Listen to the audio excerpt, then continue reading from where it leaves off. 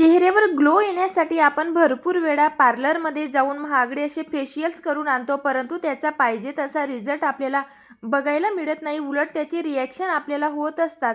त्यासाठी आज आपण आपल्याच किचनमध्ये असलेल्या या सिक्रेट वस्तूपासून अतिशय सुंदर अशी रेमेडी तयार करणार आहोत.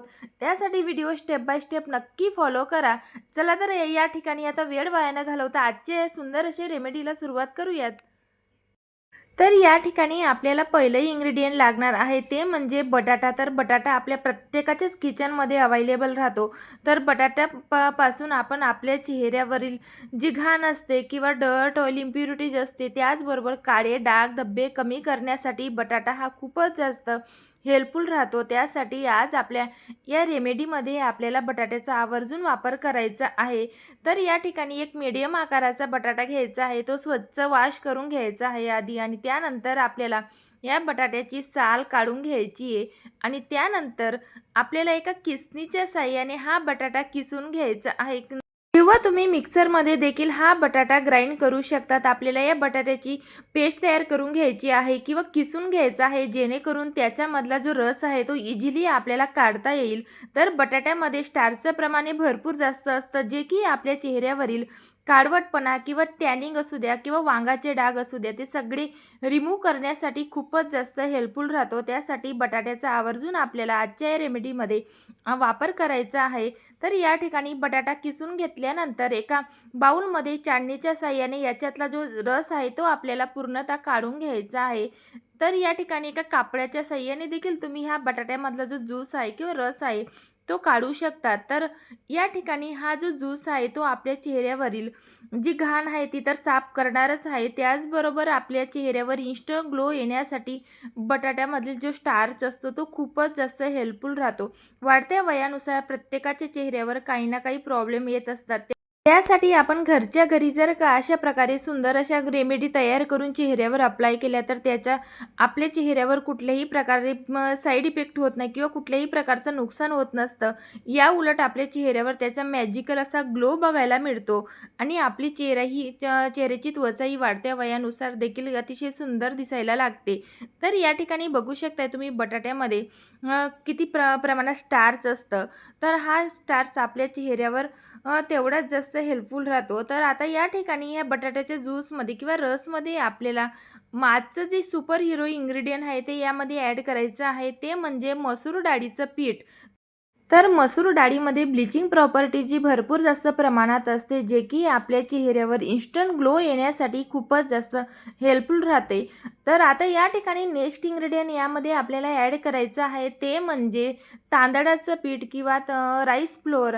तर तांदळाचं पीठ देखील तुम्ही मिक्सरमध्ये ग्राइंड करू शकतात किंवा मार्केटमध्ये जे रेडीमेड तांदूळचं पीठ मिळतं ते देखील तुम्ही या ठिकाणी वापरू शकतात.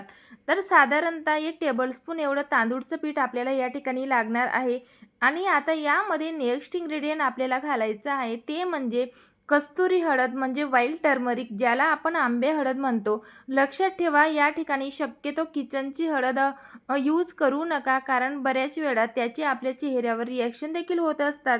त्यामुळे आंबे हळदीचाच आपल्याला या ठिकाणी वापर करायचा आहे. तर आता साधारणतः पाव चमचा एवढी आंबे हळद या ठिकाणी आपल्याला ॲड करायची आहे आणि त्यानंतर या ठिकाणी आपल्याला लागणार आहे कच्चं दूध म्हणजे रॉ मिल्क. आता या ठिकाणी आपल्याला कच्च्या दुधाचाच वापर करायचा आहे, कारण यामुळे आपल्या चेहऱ्यावर या फेस पॅकचा रिझल्ट हा खूप लवकरात लवकर आपल्याला बघायला मिळेल. जर का तुमच्याकडे कच्चं दूध नसेल तर तुम्ही फ्रीजमध्ये थंड केलेलं देखील दूध घेऊ शकतात, परंतु शक्यतो कच्चं दुधाचाच वापर करायचा या ठिकाणी प्रयत्न करा. तर दूध ॲड केल्यानंतर आपल्याला हा फेस पॅक व्यवस्थित असा मिक्स करून घ्यायचा आहे, जेणेकरून याच्यामध्ये जेवढे देखील इन्ग्रेडियंट आपण ॲड केलेले आहेत ते सगळे ॲक्टिवेट व्हायला मदत होईल. आता यामध्ये नेक्स्ट म्हणजे आपल्याला ॲड करायचं आहे ते म्हणजे हनी म्हणजेच मध. तर मध आपल्या चेहऱ्याला डीपली हायड्रेट करत असतं. त्याचबरोबर वाढत्या वयानुसार जर का आपल्या चेहऱ्यावर सुरकुत्या असतील तर ते देखील कमी करायचं काम मध करत असतो.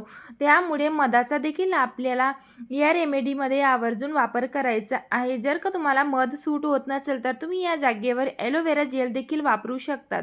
तर आता मध घातल्यानंतर व्यवस्थित असा हा फेस पॅक मिक्स करून घ्यायचा आहे. तर कन्सिस्टन्सी आपल्याला या ठिकाणी जास्त घट्ट देखील नाही ठेवायची आणि जास्त लिक्विडही ठेवायची नाही आहे. तर या ठिकाणी स्ट्रक्चर तुम्ही या फेस पॅकचे बघू शकतात की कशाप्रकारे आपण हा फेस पॅक तयार करायचा आहे.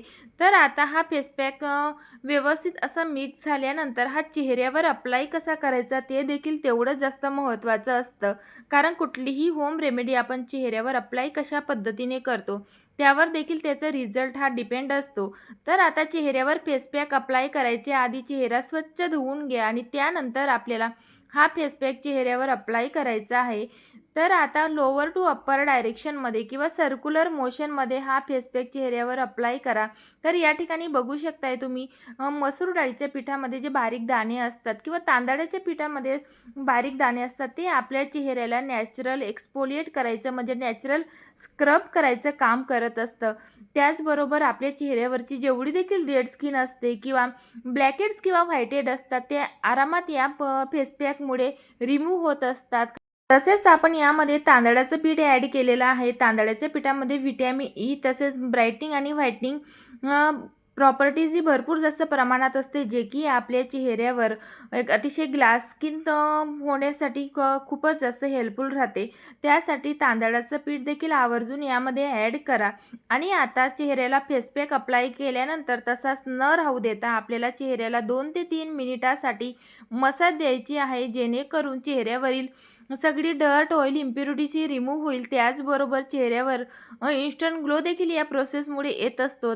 जर का तुमच्या चेहऱ्यावर वांगाचे डाग असतील किंवा पिंपलचे काळे डाग असतील ते देखील या प्रोसेसमुळे कमी व्हायला मदत होत असते. त्यासाठी कुठलाही फेस पॅक आपण चेहऱ्याला अप्लाय करतो त्यावेळेस चेहऱ्याला फेस पॅक अप्लाय झाल्यानंतर 2 ते 3 मिनिटासाठी मसाज द्या आणि त्यानंतर तो चेहऱ्यावर 15 मिनिटासाठी तसाच राहू द्या. तर या प्रोसेसमुळे तुम्हाला तुमच्या चेहऱ्यावर मॅजिकल असा ग्लो बघायला मिळेल. आता या ठिकाणी बघू शकताय तुम्ही व्यवस्थित असं चेहऱ्याला आपल्याला मसाज करून घ्यायची आहे.